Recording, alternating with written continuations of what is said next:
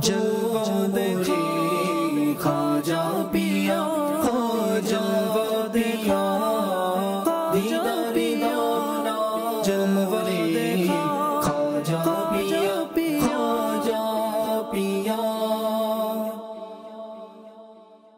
अल्हम्दुलिल्लाहि रब्बिल आलमीन वस्सलातु वस्सलामु अला सय्यिदिल अंबियाइ वल मुरसलीन अम्मा बाद फ़अऊज़ु बिल्लाहि मिनश शैतानिर रजीम बिस्मिल्लाहिर रहमानिर रहीम।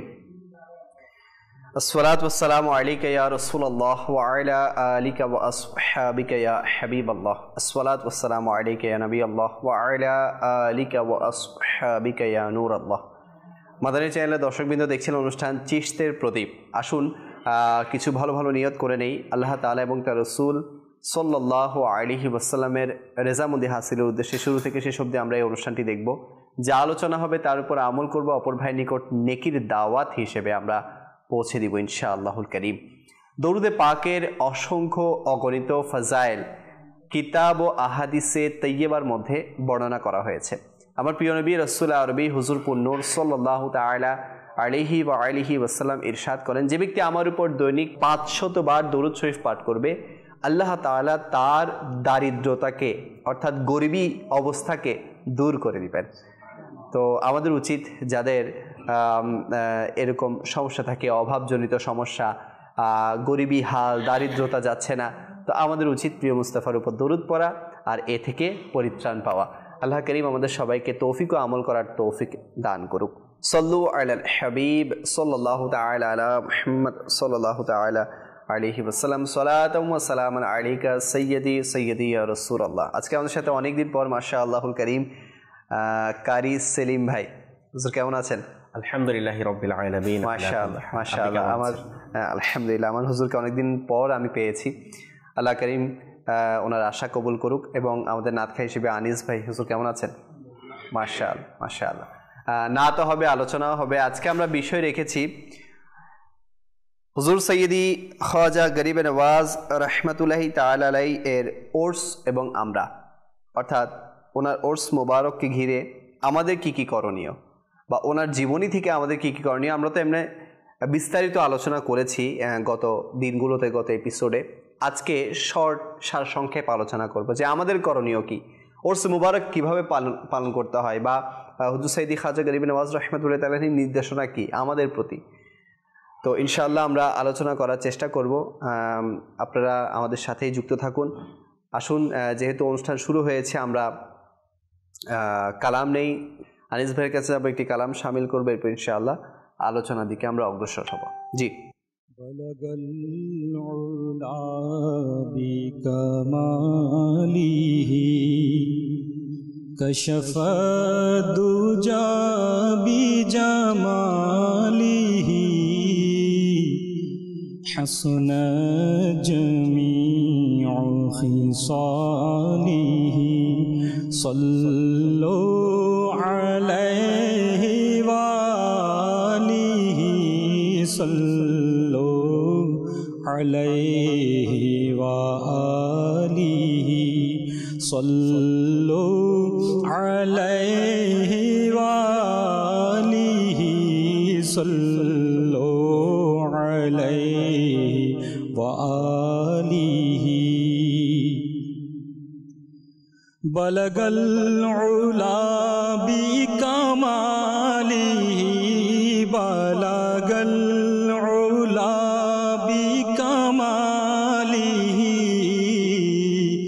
كشف الدجى بجماله حسن جميع خصاله صلوا عليه وآله صلوا عليه وآله صلوا عليه وآله صلوا عليه وآله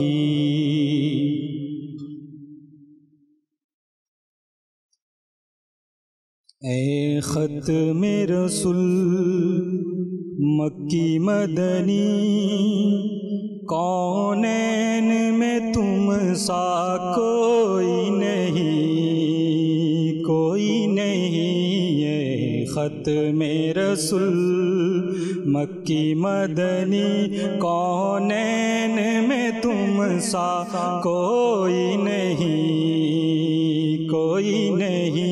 ए नूरे मुजस्सम तेरे सिवा ए नूरे मुजस्सम तेरे सिवा महबूब खुदा का कोई नहीं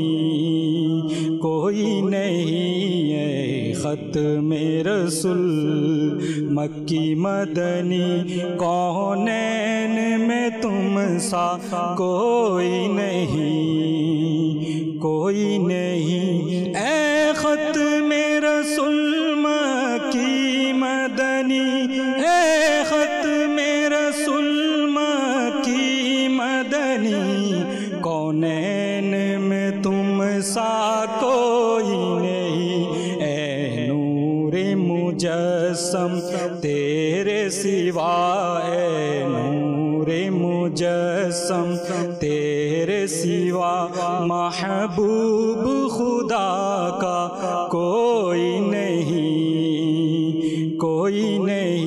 है नूरे मुजस्सम तेरे सिवा महबूब खुदा का कोई नहीं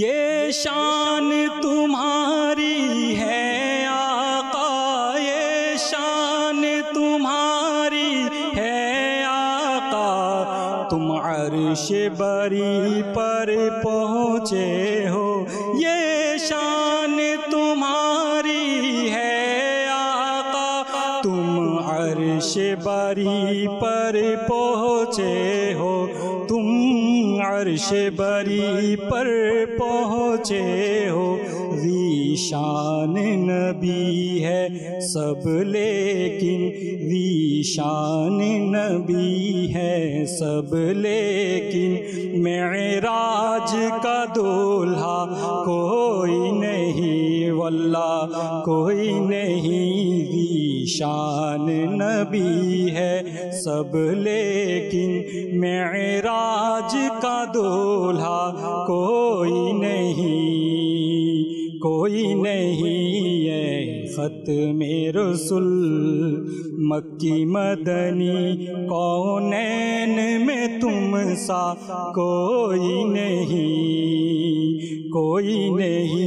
है नूरे मुजस्सम तेरे सिवा महबूब खुदा का कोई नहीं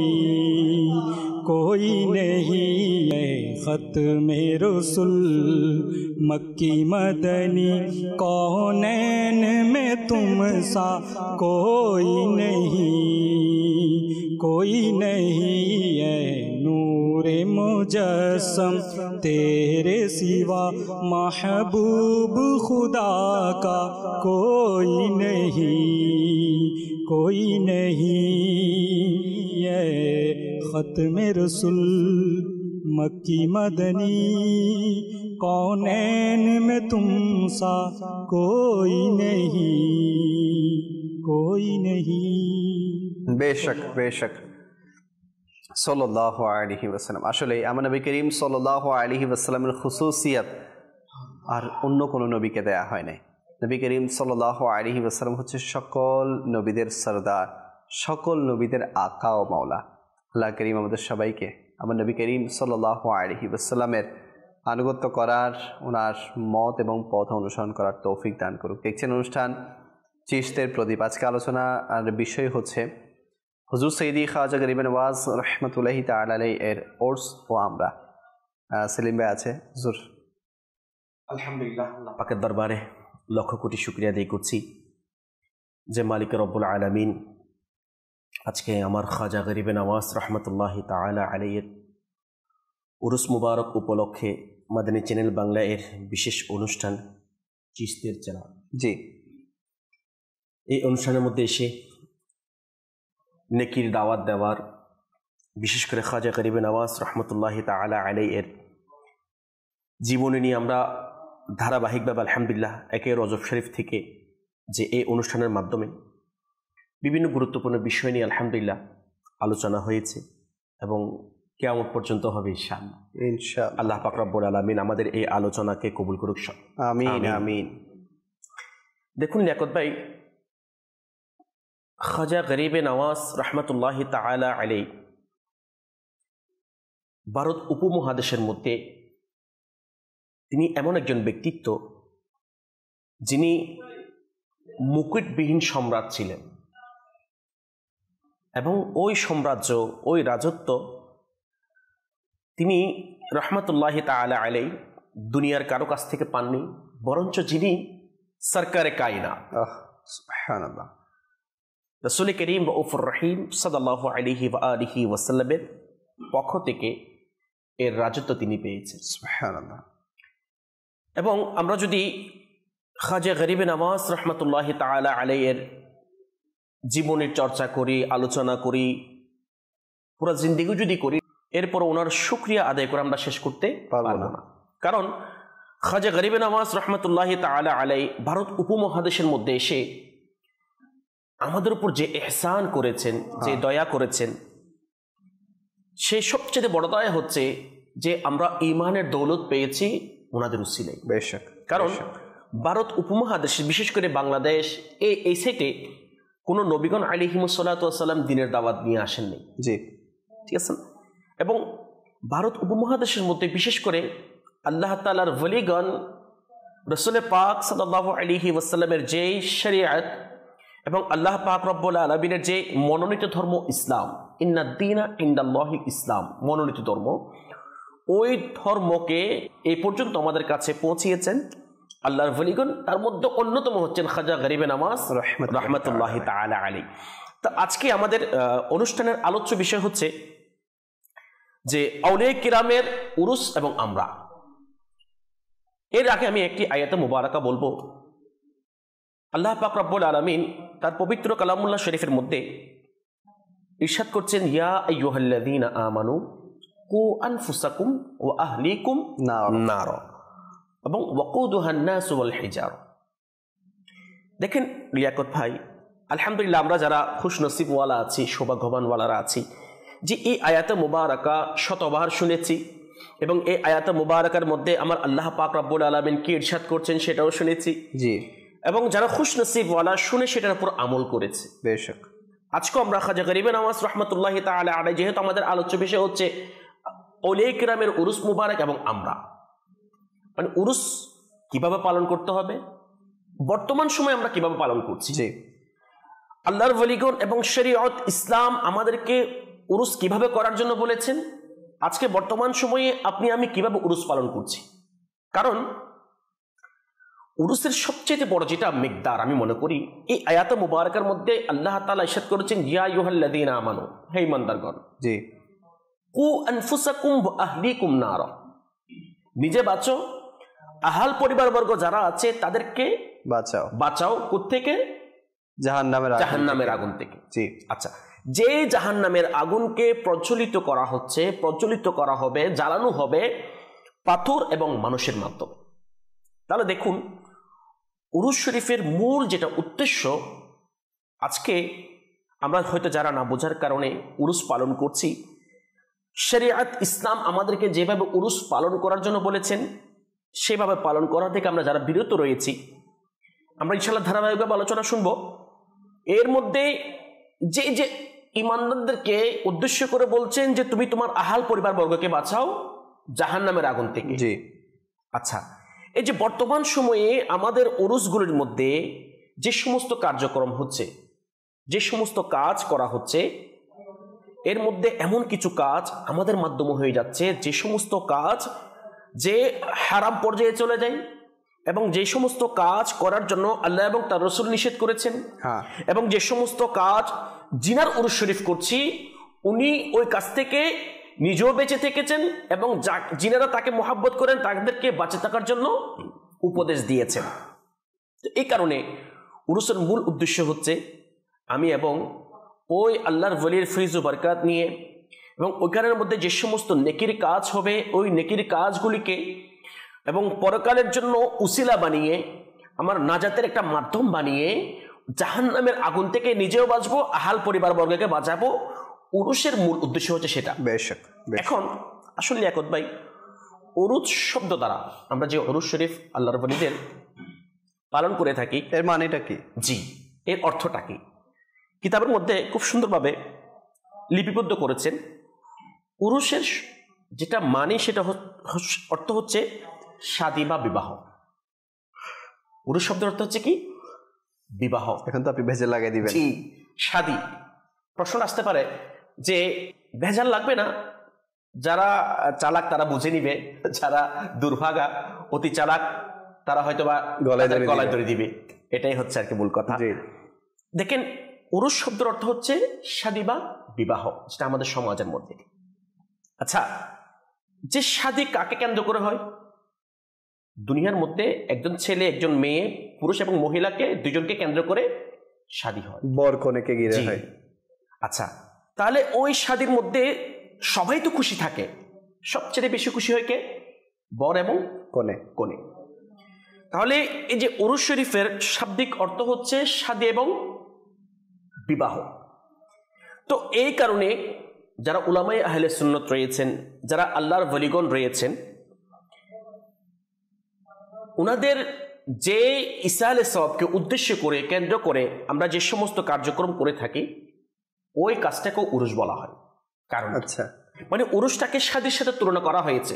কারণ শাদীটা আনন্দের মাধ্যমে প্রকাশ হয়, শাদীর দিন, বিবাহর দিন আনন্দ প্রকাশ হয়, খুশি হয় বর এবং কনে। পাশাপাশি যাদের আত্মীয় স্বজন যারা আছে তারাও কিন্তু কি হয়?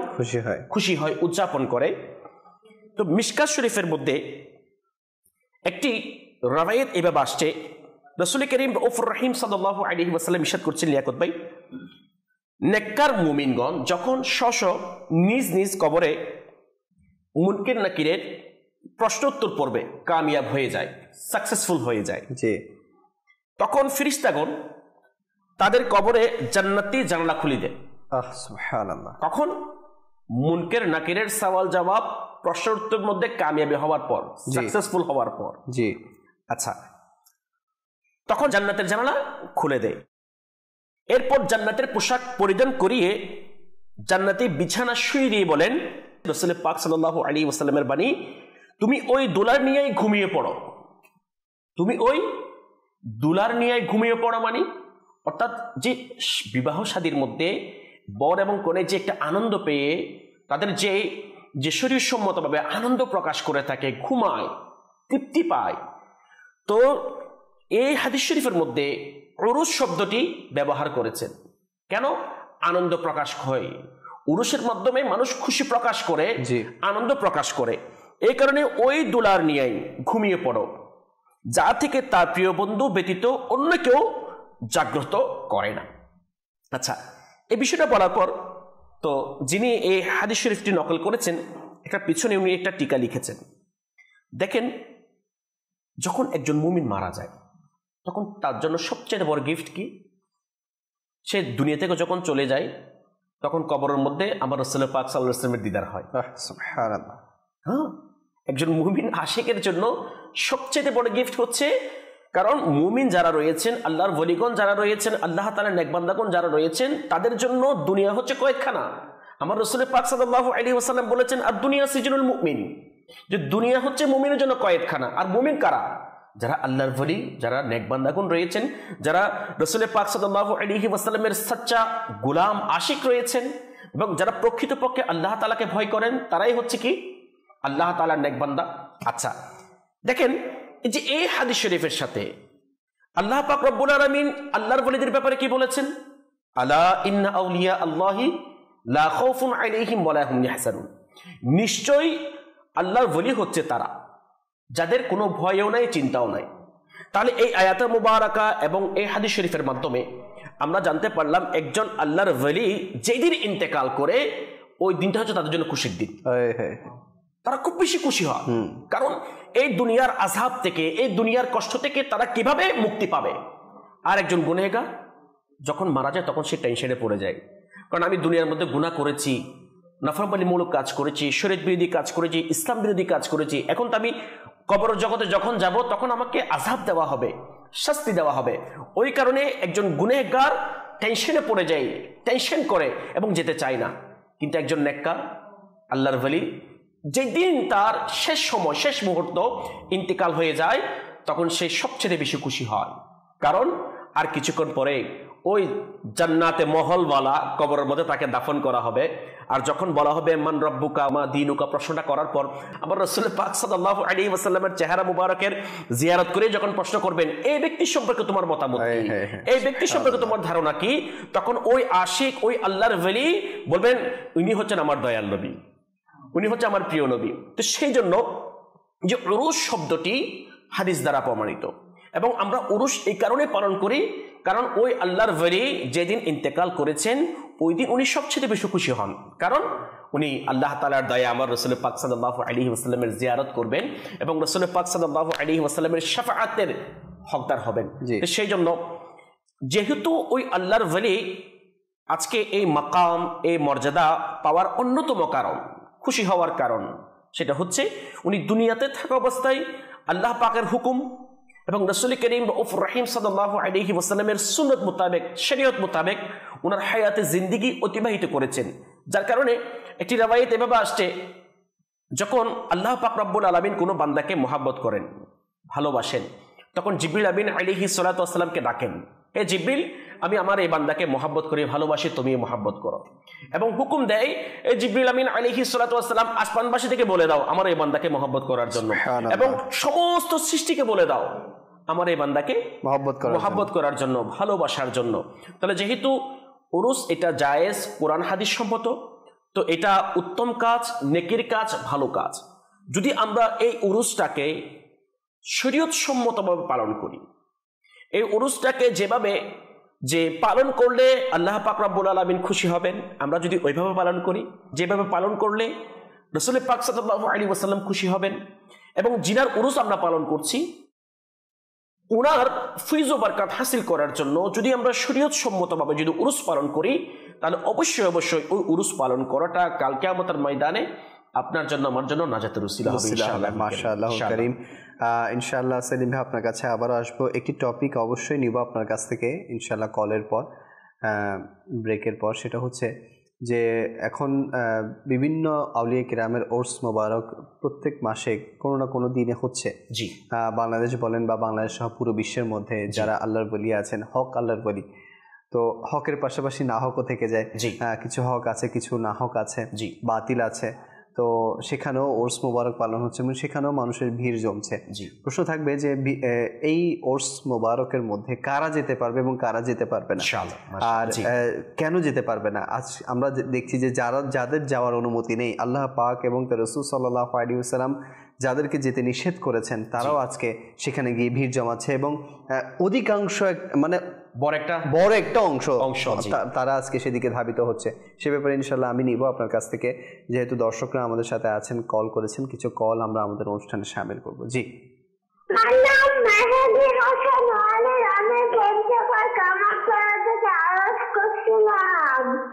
আমি একটি মাল খবর শুনতে চাই। আপনাকে অসংখ্য ধন্যবাদ, আপনি আমাদেরকে কল করেছেন, আল্লাহ পাক বরকত দিক। নেক্সট কল মোহাম্মদ বুজুর রহমান, রাজশাহী জেলা থেকে। আমি মাদারি চ্যানেল দেখতেছি, আপনাদের বয়ান শুনতেছি, ভালো লাগছে আমাকে এবং নিয়মিত শোনার চেষ্টা করি। আচ্ছা, আল্লাহ পাক বরকত দিক, আপনাকে কবুল করুক, আপনার সমস্ত নেক ও জায়েজ ফরিয়াদ কবুল করুক। Next call. নাম আলমগীর হোসেন, নারায়ণগঞ্জ, সোনারগাঁ, মেঘনা।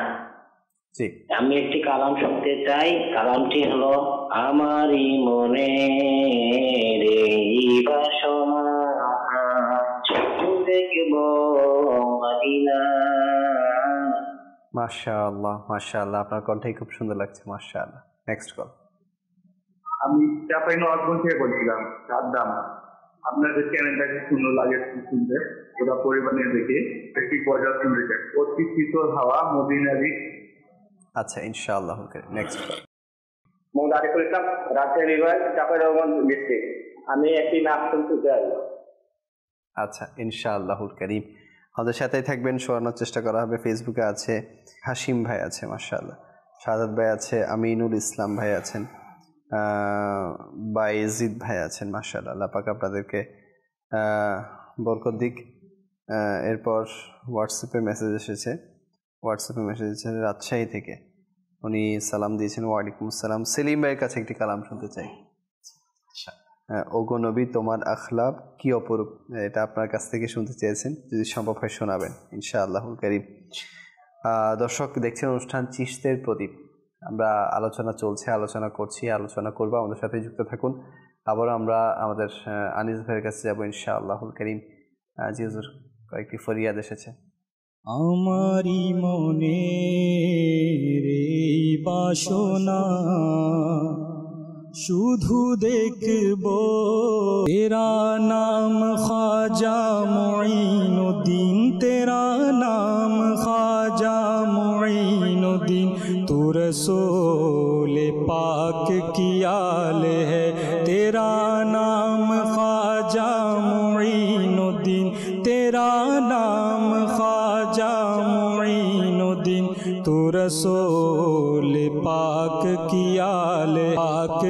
आल है। मैं गदाए ख्वाजाए चिश्त हूँ, मैं गदाए ख्वाजाए चिश्त हूँ, मुझे इस गदाई पे नाज है। मैं गदाए ख्वाजाए चिश्त हूँ, मुझे इस गदाई पे नाज है। मेरा नाज ख्वाजा पे क्यों न हो, मेरा नाज ख्वाजा पे क्यों न हो, मेरा ख्वाजा बंदा नवाज है। मेरा नाज ख्वाजा पे क्यों न हो, मेरा नाज ख्वाजा पे क्यों न हो, मेरा ख्वाजा बंदा नवाज है। तेरा नाम ख्वाजा मुঈनुद्दीन, तेरा नाम ख्वाजा मुঈनुद्दीन, तुझे बेकसों का ख्याल है। मेरा ख्वाजा अताए रसूल है, वो बहार चिश्त का फूल है। मेरा ख्वाजा अताए रसूल है, वो बहार चिश्त का फूल है। वो बहार गुलशने फातिमा, वो बहार गुलशने फातिमा, चमने अली का निहाल है, चमने अली का निहाल है। तेरा नाम ख्वाजा मुঈनुद्दीन, तेरा नाम ख्वाजा मुঈनुद्दीन, तू रसूल पाक की आल है।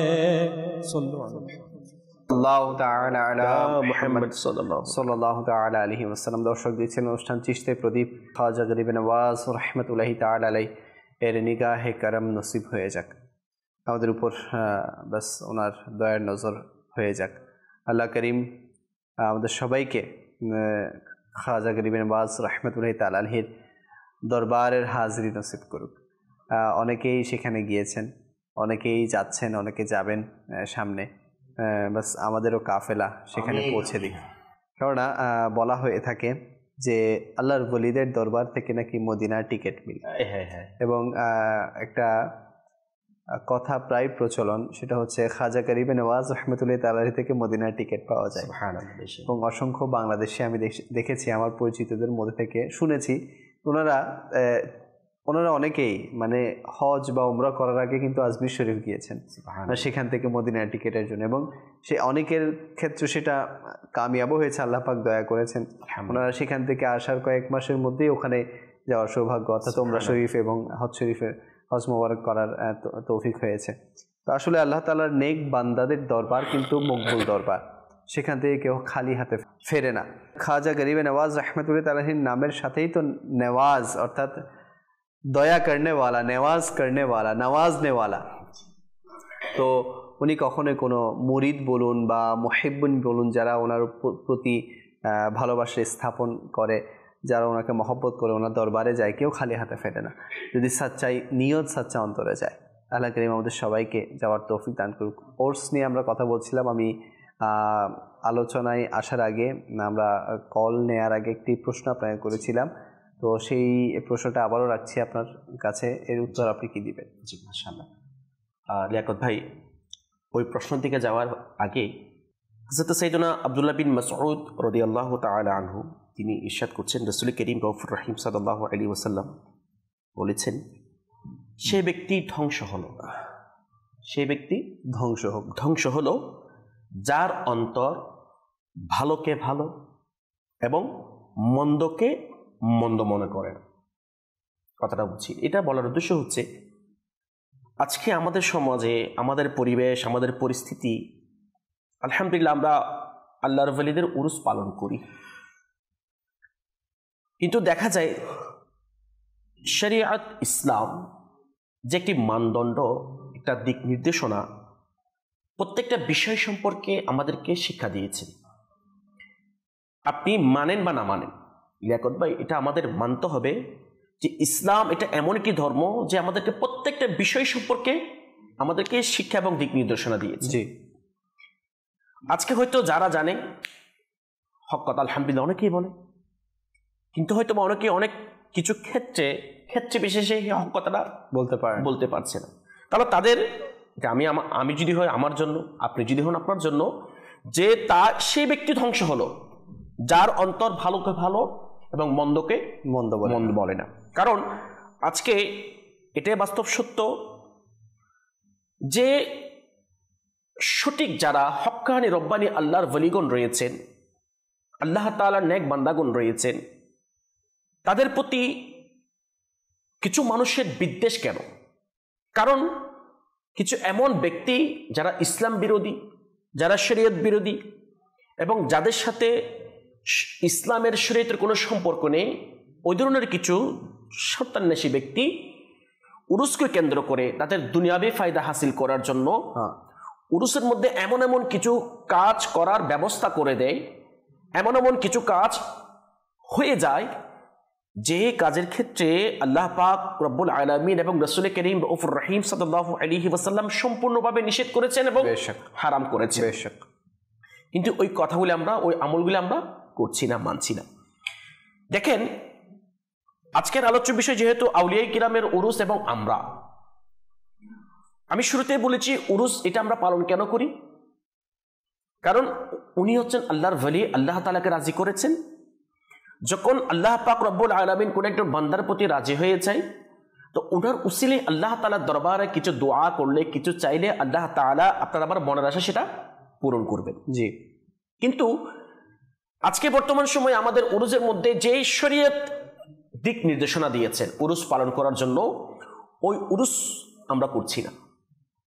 এবং উরুসকে কেন্দ্র করে, উরুসের নাম দিয়ে আজকে আমরা যে সমস্ত বেহায়াপনা, যে সমস্ত কার্যকলাপ আমাদের মাধ্যমে হচ্ছে, এবং যেটা প্রকাশ্যে বলতে হয় পুরুষ এবং মহিলার অবৈধ মিলামিশা, জি, যেটা আজকে উরুসকে কেন্দ্র করে দেখা দিচ্ছে, যেটা সম্পূর্ণ শরীয়তের মধ্যে হারাম এবং নাজায়েজ। দেখেন, আপনি মনে করছেন আপনি উরুস করছেন, ভালো কাজ করছেন, কিন্তু আপনার আমার জ্ঞানের আলো না থাকার কারণে আমি অন্ধ, যার কারণে আপনি শরীয়ত বিরোধী কাজ করার মাধ্যমে উরুস পালন করছেন, ভালো কাজ করছেন, আপনি মনে করছেন সেটা ভালো কাজ, কিন্তু প্রকৃতপক্ষে সেটা ভালো কাজ নয়। কারণ আলা হযরত রাহমাতুল্লাহি তাআলা আলাইহির একটি কল মালফুজাত আলা হযরতের মধ্যে নকল করেছেন। ওনাকে একটা প্রশ্ন করা হলো যে, হুজুর, যে বর্তমান সময়ে মানুষ এই যে নাজায়েজ কাজ কোথায় করে? উরুসের মধ্যে। হারাম কাজ উরুস শরীফের মধ্যে করে থাকে। জি, এটার কারণ কি? ওই সাহেবে যিনি মাজার শরীফ, যিনার উরুস পালন করা হচ্ছে, উনি কি কষ্ট পান না? প্রশ্নটা করেছেন কাকে? আলা হযরত ইমাম আহলে সুন্নাত রাহমাতুল্লাহি তাআলা আলাইহি করেছেন। তো তিনি রাহমাতুল্লাহি তাআলা আলাইহি উত্তর দিচ্ছেন, এর মধ্যে কোনো সন্দেহ নেই। কিসের মধ্যে? এরপর বলছেন যে ওই সাহেবে মাজার যিনি উরুস শরীফ পালন করা হচ্ছে, ওনার যেটা ফুয়ুজ বারকাত ওটা কমে গেছে।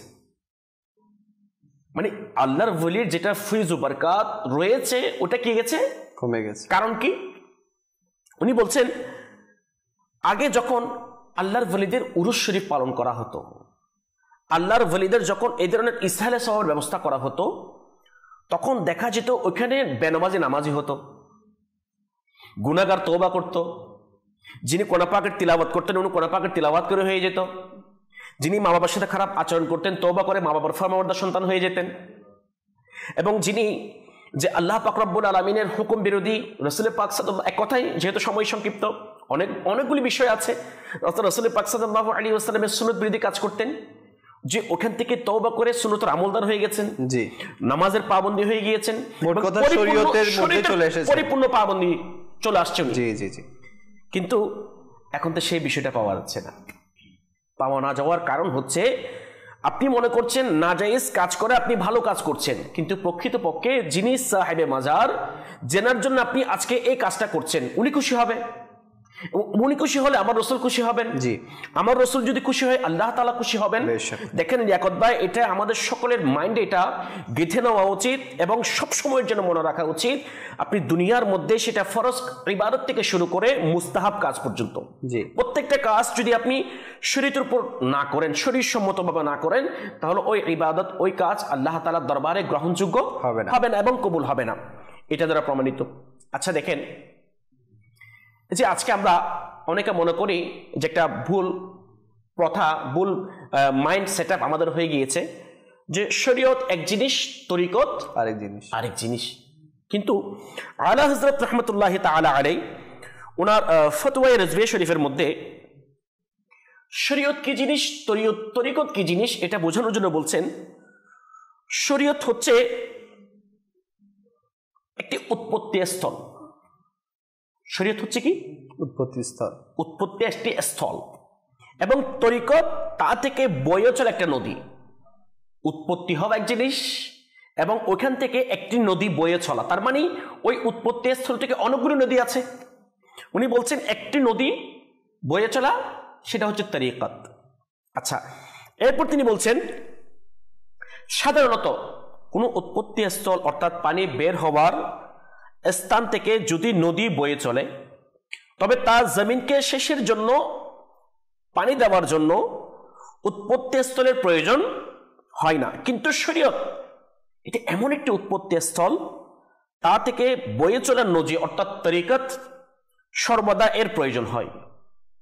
যদি শরীয়তের উৎপত্তি স্থল থেকে যদি তরিকতের নদীর সম্পর্ক ছিন্ন হয়ে যায়, তিনি বলছেন তবে শুধু তাই নয়, ভবিষ্যতে এতে যদি পানি আসবে না, শুধু তাই নয়, তরিকত পুরোটা ধ্বংস হয়ে যাবে। এটা কে বলছেন? আমার আকা আলা হযরত রাহমাতুল্লাহি তাআলা আলাইহি বলছেন, যদি তরিকত যে শরীয়ত থেকে উৎপত্তি স্থল থেকে বয়ে চলে একটি নদী, ওটা যদি উৎপত্তি স্থল থেকে যদি সম্পর্ক ছিন্ন হয়ে যায়, হয়তোবা পানি সেচ দেওয়ার জন্য উৎপত্তি স্থলের প্রয়োজন হয় না নদীর জন্য, কিন্তু শরীয়ত এটা এমন একটি উৎপত্তি স্থল, তরিকত এটা এমন একটি নদী, যদি তার উৎপত্তি স্থল থেকে যদি তার সম্পর্ক ছিন্ন হয়ে যায়, শুধু পানি আসবে না, শুধু তাই নয়, বরঞ্চ ওই তরিকতটা ধ্বংস হয়ে যাবে। হ্যাঁ, কারণ এটা বলার উদ্দেশ্য হচ্ছে ইসলাম যে যতই বড় আল্লাহর ওলি হোক না কেন, সে শরীয়তের বাইরে নয়। জি, প্রত্যেকটা আল্লাহর ওলি শরীয়তের ভিতরে, তার থেকে নামাজ পড়তেই হবে। জিনার উরুস মুবারক খাজা গরিবে নওয়াজ রহমতুল্লাহি তাআলা আলাইহি, উনি তো রাজা ছিলেন, বাদশাহ ছিলেন, মুকুটবিহীন বাদশাহ, এবং জিনার উসিলে আল্লাহ পাক রব্বুল আলামিন দিল্লি থেকে আজমির শরীফ পর্যন্ত 90 লাখ মুসলমান হয়েছেন। কেমনে হয়েছেন? চিন্তা করা দরকার। তাহলে উনি নামাজি ছিলেন, কোরআন পাকের তিলাওয়াতকারী ছিলেন, নেকির কাজ করেছেন, উত্তম কাজ করেছেন, মুসলমানদের খায়র খায়র করেছেন খাজা গরিবে নওয়াজ রহমতুল্লাহি তাআলা আলাইহি। কিন্তু এই যে আজকে শরীয়তের জ্ঞান না থাকার কারণে, কিছু বদমেজাজি পদভ্রষ্ট হওয়ার কারণে, যে আমরা এই বিষয়টা ভুল একটা কনসেপ্ট যে শরীয়ত এক জিনিস, তরিকত আরেক জিনিস। দেখেন, শরীয়ত এটা হচ্ছে সমুদ্র বিশাল, তার একটি ক্ষুদ্র একটা অংশ হচ্ছে তরিকত। অর্থাৎ তরিকত এটা শরীয়তের বিতরণের একটি অংশ। কেউ যদি শরীয়তকে বাদ দিয়ে যদি এটা মনে করে, একজন এরকম প্রশ্ন করেছিলেন যারা বলে যে আমরা অনেক উচ্চ মকামে পৌঁছে গিয়েছে, শরীয়ত মানে রাস্তা, তো যারা রাস্তা পর্যন্ত পৌঁছে না তাদের জন্য শরীয়ত প্রয়োজন। আমরা তো তরিকতের মাধ্যমে অনেক উঁচু মাকামে পৌঁছে গিয়েছি। তাদের উদ্দেশ্যে হযরত সাইয়েদুনা জুনাইদ বাগদাদী রাহমাতুল্লাহি তাআলা আলাইহি বলেছেন, যারা অনেক উঁচু মাকামে পৌঁছে গিয়েছেন তরিকতের মাধ্যমে শরীয়ত বাদ দিয়ে, জুনাইদ বাগদাদী রাহমাতুল্লাহি তাআলা আলাইহি বলছেন, সাদাকু লাকাদ ওয়াসালু, হ্যাঁ তারা সত্য বলেছে, পৌঁছে গিয়েছে। ওয়ালাকিন ইলা আইনা, কিন্তু কোথায়, তারা কোথায় পৌঁছেছে? যে জুনাইদ বাগদাদী রাহমাতুল্লাহি তাআলা আলাইহি বলছেন ইলান নার, তারা জাহান্নামে পৌঁছেছে। অর্থাৎ শরীয়ত বাদ দিয়ে যারা তরিকতের মাধ্যমে আল্লাহ তাআলাকে পেতে চায়, জান্নাত পেতে চায়, রাসূল পাক সাল্লাল্লাহু আলাইহি ওয়াসাল্লামের শাফাআত পেতে চায়, তারা কখনো পাবে না। কারণ তরিকতকে যদি পরিপূর্ণ যদি কেউ হাসিল করতে চায়, তরিকতের মাধ্যমে যে এটা আরেকজন মুফাসসিরে কোরআন আল্লাহর ওলি বলেছেন, তরিকত এটা একটি বাতিন একটি অংশ, শরীয়তের একটি বাতিনি একটি অংশ। তো ওই বাতিনি অংশটাকে যদি আপনি অর্জন করতে চান, পরিপূর্ণভাবে হাসিল করতে চান, তাহলে একজন মুসলমানের জন্য সর্বপ্রথম যেটা প্রয়োজন সেটা হচ্ছে পরিপূর্ণভাবে শরীয়তের উপর কি করা, আমল করা। আচ্ছা, যেমন আমরা সমস্ত ওলিদের সরদার কাকে মানি? গৌসে পাক রাদিয়াল্লাহু তাআলা আনহু আমরা সমস্ত ওলিদের সরদার মানি, এবং সমস্ত ওলিদের গর্দান মুবারকের মধ্যে আমার গৌসে পাক শাহ বাগদাদের গর্দান মুবারক আছেন। তো যিনি সমস্ত ওলিদের সরদার, ইনার একটি কল, যদি কোনো মানুষ তার ব্যক্তিগত ফিতরতগত যে আখলাক রয়েছে, চরিত্র রয়েছে, অভ্যাস রয়েছে, সে যদি এটা ছেড়ে দেয় এবং শরীয়ত, পবিত্র শরীয়তের উপর পরিপূর্ণ যদি আমল করে, ভাবিত হয়, তাহলে প্রকৃতপক্ষে এটাই হচ্ছে আল্লাহ তাআলার ইতাআত। সুবহানাল্লাহ। কে বলছেন? গৌসে পাক শাহ বাগদাদ রাহমাতুল্লাহি তাআলা আলাইহি বলছেন।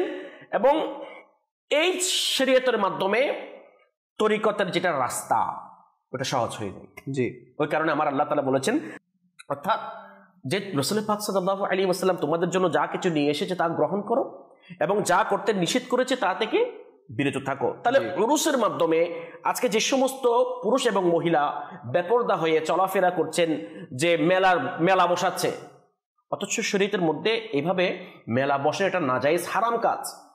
কিন্তু আপনি আমি ইসলাম সম্পর্কে না জানার কারণে যে উরুসকে কেন্দ্র করে এমন এমন কিছু নাজায়েজ হারাম কাজ করে ফেলি, যে কাজটা করলে রাসূল পাক সাল্লাল্লাহু আলাইহি ওয়াসাল্লাম অসন্তুষ্ট হয়ে যাবে, আল্লাহ তাআলা নারাজ হয়ে যাবে। তো সেই জন্য যে ইসলাম কি বলে যে ওই উরুস শরীফ পালন করার জন্য মাজার শরীফের মধ্যে কারা যেতে পারবে, যেটা আপনি প্রশ্ন করেছেন। আসলে এগুলি ব্যাখ্যা করার উদ্দেশ্য হচ্ছে, কারণ আমি প্রথমে শুরুতে যদি বলে দিতাম তাহলে এই বিষয়টা তাদের বোঝা আসতো না। তাহলে শরীয়ত যে পরিপূর্ণ মানবে, শরীয়তের উপর যে পরিপূর্ণ আমল করবে, তাহলে তার ইবাদত, তার সমস্ত কিছু আল্লাহ তাআলার দরবারে গ্রহণযোগ্য হবে, কবুল হবে। জি। এবং যাদেরকে আমরা মানি তাদের মধ্যে অন্যতম হচ্ছেন আমার গৌসে পাক শাহ বাগদাদ রাহমাতুল্লাহি তাআলা আলাইহি এবং আলা হযরত রাহমাতুল্লাহি তাআলা আলাইহি, ওনারা হচ্ছেন আমাদের পথ প্রদর্শক, ওনাদেরকে আমরা মানি। এবং ওনারা যে কিভাবে উরুস পালন করতে হবে সেটা আমাদেরকে শিক্ষা দিয়েছে। জি, বিল খুসুস খাজা গরিব নওয়াজ রাহমাতুল্লাহি তাআলা আলাইহি আমাদেরকে উরুস মুবারক কিভাবে পালন করতে হবে সেটা আমাদেরকে শিক্ষা দিয়েছেন। সর্বপ্রথম উরুস মুবারক পালন করার ক্ষেত্রে আমাদেরকে দেখতে হবে যে ওই উরুসের পালন করতে গিয়ে যদি কোনো মুসলমানের হক নষ্ট হচ্ছে কিনা, এক। দ্বিতীয় বিষয় হচ্ছে যে কোনো বেহায়াপনা হচ্ছে কিনা। তা পুরুষ এবং মহিলার পর্দার যে বিষয়টা ইসলাম আপনাকে আমাকে দিয়েছেন, বাধ্য করতে দিয়েছেন আমল করার জন্য, পালন করার জন্য, পুরুষ এবং মহিলার ওই অবাধ যেটা মিলেমিশা ওই উরুসের মধ্যে হচ্ছে কিনা। কারণ এটার কারণ হচ্ছে আল্লাহ পাক রব্বুল আলামিন তার পবিত্র কালামুল্লাহ শরীফে ইরশাদ করছেন, ওয়াকারনা ফি বুয়ুতিকুন্না ওয়ালা তাবাররাজনা তাবাররুজাল জাহিলিয়াতিল উলা, অর্থাৎ নিজেদের ঘরগুলোতে অবস্থান করো এবং বেপর্দা থেকো না, যেমন পূর্ববর্তী জাহিলি যুগের পর্দাহীনতা। অর্থাৎ এই কথাটা আল্লাহ পাক রব্বুল আলামিন আমাদের মা বোনদেরকে, ইসলামী বোনদেরকে উদ্দেশ্য করে বলেছেন, তারা যেন জাহিলিয়াতি যুগের যারা মহিলা ছিলেন, তারা যেভাবে বেপর্দা হয়ে খারাপ অবৈধ সাজগোজ করে ঘর থেকে বের হতেন, আমার আল্লাহ তাআলা এই বর্তমান সময়ে এবং কিয়ামত পর্যন্ত যারা আসবে প্রত্যেকটা মহিলাদেরকে উদ্দেশ্য করে বলছেন যে তোমরা তোমাদের ঘরের মধ্যে অবস্থান করো এবং বেপরদা হয়ে জাহিলিয়াতি যুগের যারা মহিলা ছিলেন তাদের মধ্যে বের হইও না। এবং এই আয়াতের পরে একটি রওয়ায়াত এভাবে আসছে যে যে সম্প্রদায়ের মহিলাগণ নূপুর পরিধান করে ওই সম্প্রদায়ের দোয়ানাকে আল্লাহ তাআলা কবুল করেন না। তাহলে কেন এটা? কারণ আসতে পারে, প্রশ্ন আসতে পারে। কারণ এটা দ্বারা এই হাদিস শরীফ দ্বারা এটা বোঝাতে চেয়েছেন যে মহিলার যেটা নূপুরের আওয়াজ এটাও কিন্তু সতর ঢেকে রাখতে হবে পরপুরুষ থেকে। তাহলে আজকে যে আমরা ওই উরুস মুবারকে যারা আমরা ইসলামী বোন রয়েছি, না জানার কারণে, না বোঝার কারণে আপনি আমি মনে করছি আমরা ফয়জু বরকত পাবো, অনেক দয়া পাবো, অনেক কিছু পাবো, কিন্তু প্রকৃতপক্ষে আমরা জিরোই পাবো, কিছুই পাবো না। বরঞ্চ আমরা হারাম কাজ করছি। আর হারাম কাজ করে কখনো আল্লাহ তাআলার রহমত আশা করা যায় না, হারাম কাজ করে কখনো জান্নাতের আশা করা যায় না, বরঞ্চ হারাম এবং নাজায়ের কাছের প্রতিদান হচ্ছে জাহান্নাম।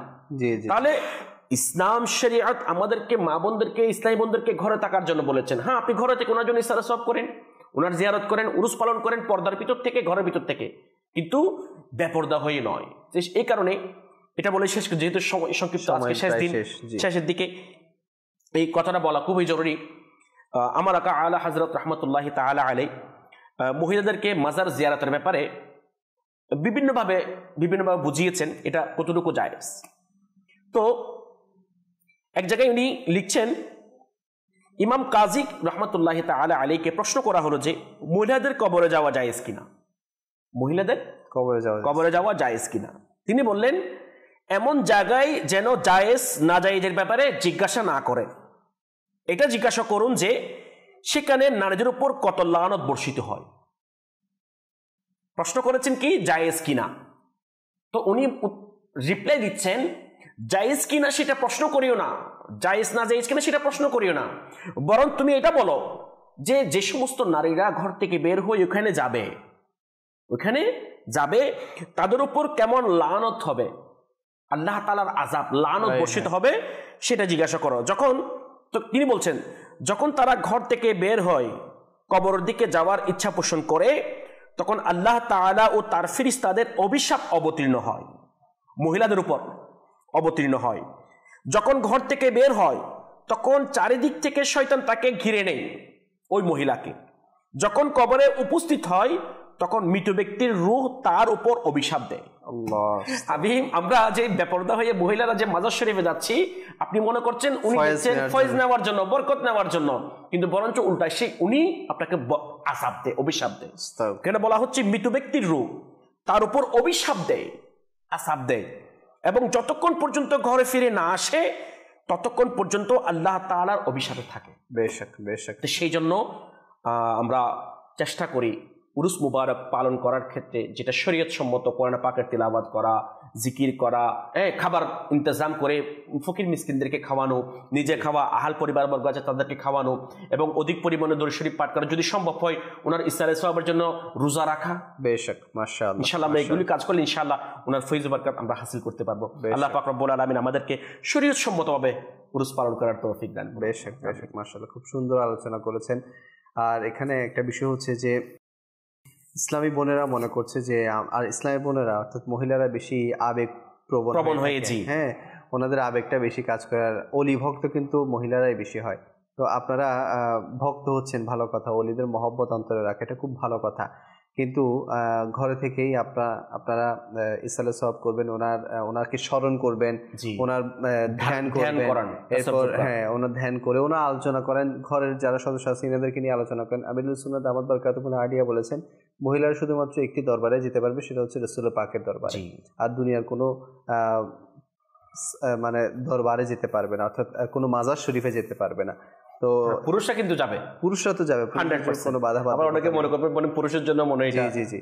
তো এখানে আমরা আজকে খুব সুন্দরভাবে তোলার চেষ্টা করেছি যে কারা যেতে পারবে এবং কারা যেতে পারবে না, এবং আমাদের ওরসগুলোর যে প্রেক্ষাপট এখন দেখা যাচ্ছে সে প্রেক্ষাপট আমাদের কেমন হওয়া চাই, ওরসের পরিবেশ কেমন হওয়া চাই, আমরা অনেকটুকু আলোচনা করার সৌভাগ্য লাভ করেছি।